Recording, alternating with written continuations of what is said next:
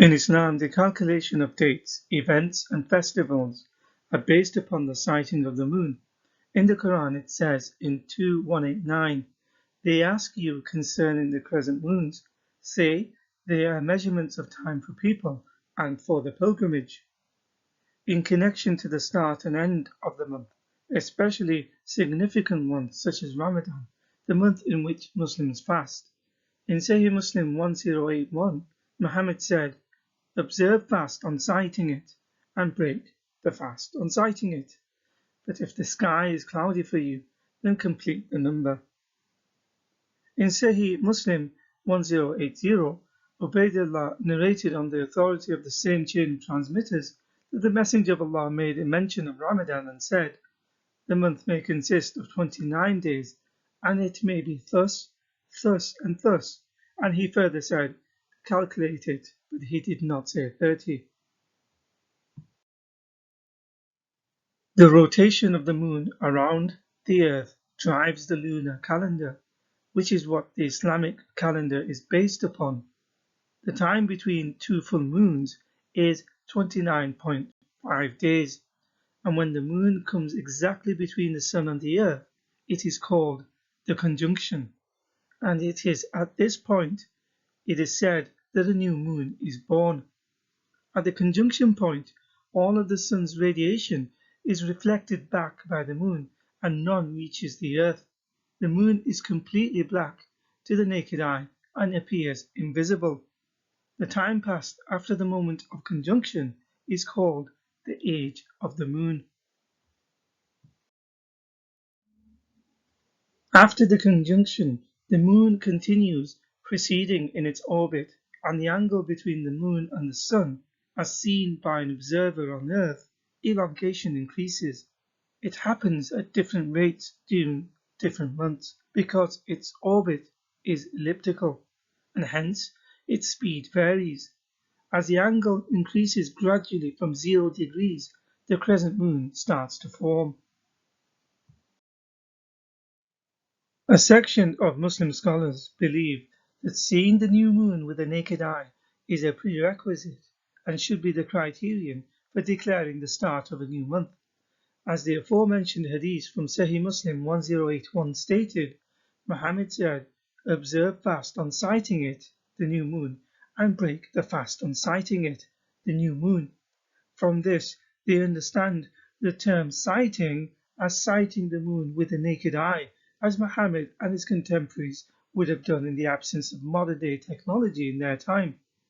Although, as just explained, at the precise moment of the conjunction point, the new moon is not visible to the naked eye. However, another section of Muslims, primarily from countries such as Saudi Arabia, Bahrain, Qatar, advocate the use of astronomical calculations. They use what is called the al-Qura calculations. It is determined using modern astronomical technology and science. For them, there is no need to visually see the moon. It is sufficient for them to use predictive-based mathematical modeling and by citing satellite forecast imagery. In this way, they argue, Islamic events, days, festivals can be predicted and planned many months or even years in advance. For example, the start of Ramadan 2022 has already been given as the 2nd of April on the basis of such predictions, and some mosques have already prepared the prayer timetables for Ramadan 2022. As there is no consensus as to how exactly the sighting and declaring of the new month is to be implemented. This issue becomes particularly polarized and highlighted when trying to determine the beginning of months such as Ramadan or predicting its end, or the Islamic New Year, and also other major events such as Hajj pilgrimage rituals, which occur within a few days of the month of Dhul-Hijjah. The first 10 days are important too, which is needed to be known for extra worship for the faithful. The point is, just to use Ramadan as an example here, since all these dates depend on which view is followed when it comes to sighting the new moon, one group of Muslims may fast, whilst another may celebrate Eid, in which case they are not fasting, on the basis of physically sighting the moon, whilst another based on science may not. The implication of this is severe, theologically speaking, because in a hadith Muhammad says in Sahih Bukhari 1990, narrated Abu Ubaid, I witnessed the Eid with Umar ibn Khattab, who said, Allah's Messenger has forbidden people to fast on the day on which you break fasting, the fast of Ramadan, and the day on which you eat the meat of your sacrifices, the first day of Eid al-Fitr and Eid al-Adha. This means it is strictly forbidden for Muslims to fast on the day of Eid. Conversely, it is forbidden to break the fast of Ramadan and declare it as a festival day when it is not. But this is precisely what happens every year amongst Muslims.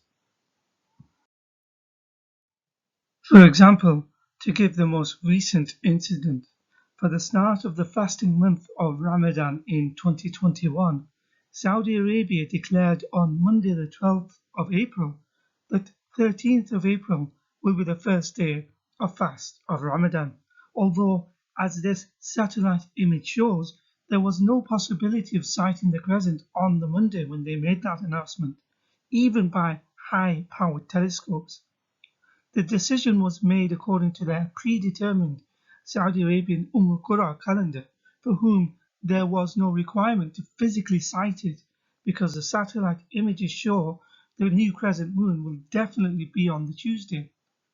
On the basis of this announcement, many Muslims around the world, in their respect for the land of Muhammad and the place of Islam's origin, began their fast on 13th of April.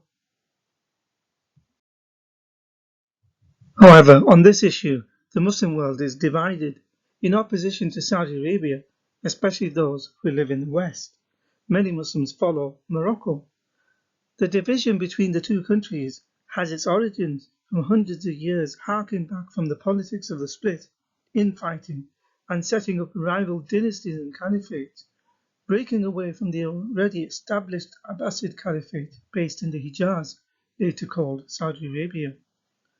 Rival dynasties were created who controlled an area that later became Morocco and surrounding areas. At any rate, for countries such as Morocco, they follow local and actual sighting or even the possibility of physical sighting rather than predetermined technology as aids that predict dates years in advance. As a result, in 2021, Morocco announced the month of fasting in Ramadan will start on Wednesday the 14th of April, for whom it was not possible to start Ramadan according to actual sighting any earlier. For more details, see this article in Morocco World News. The full link is in the description. The issue is a cause of huge disunity amongst Muslims every single year. Here are some more articles. The full articles are in the description. In order to illustrate how bad things are, in these next articles, it says Saudi Arabia mistook the planet Saturn for the new moon. These are not isolated incidents. These are frequent mistakes. The full articles are in the description.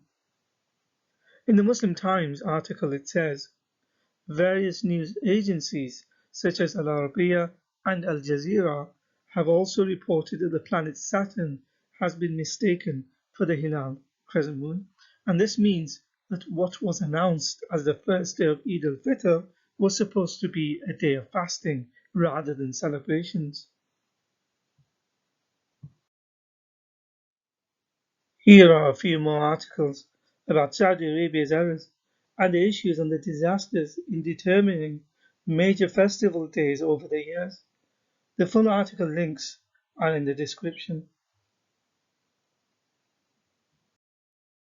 From the many articles over the years, including those already shown in the previous slides, there are reports about self-inflicted fines being issued. This one in Islamic Information says, Saudi Arabia cited wrong Eid moon and announced Eid wrong. Saudi government has paid 1.6 billion kafara for the missed fast. Pakistani news outlet 24 News claimed. 1.6 billion rials is the equivalent of 426 million US dollars. There are similar accounts in other articles. For example, this one in Dawn. Both these articles in full are in the description below.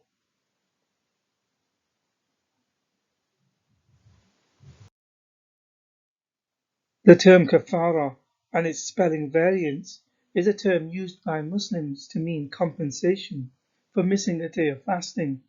Usually it involves feeding the poor. The origins of the ruling comes from Quran 2:184. The word for compensation in the verse is fidya, not the word kafara. However, there is a difference between the term the Quran uses, fidya, and the term kafara, in that if someone missed the fast but had a valid reason to do so, such as old age, illness, travel, etc., then they are to pay fidya. Whereas if someone deliberately missed or broke a fast without a valid reason, then they must pay the higher penalty, which is kafara. Here is an explanation from the Islamic Relief website about kafara. The link is in the description.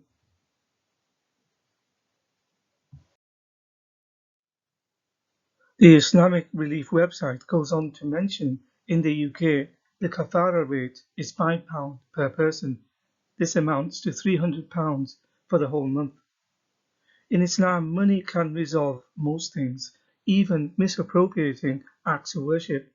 Allah can be appeased by simply giving money to a religious person or organization.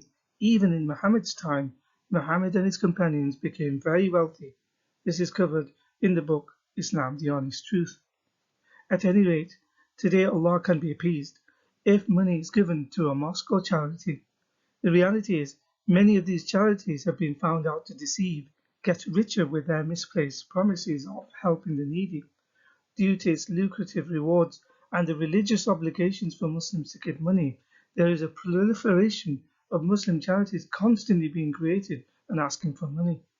Although bias is not ruled out, in the link there is a video made by a Muslim called Are Muslim Charities Ruling Us? 100% Donation Policy X-Rayed. It talks about some of the deception Muslim charities use to get money out of the people.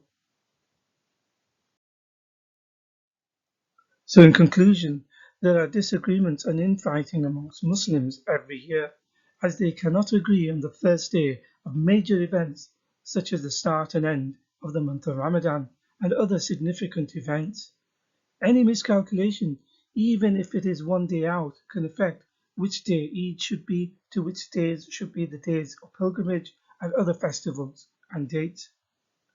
This is a major issue because Muslims are to fast on set days in the month of Ramadan, and it is forbidden to fast on the day of Eid.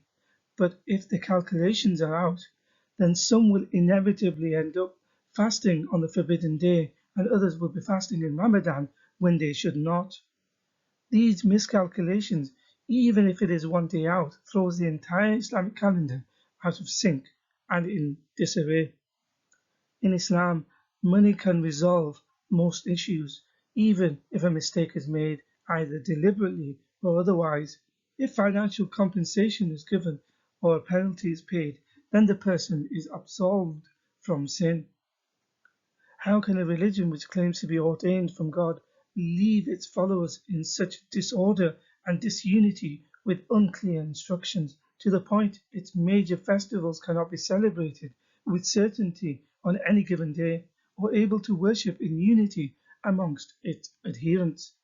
How can such chaos possibly ever be instituted by a creator God of the universe.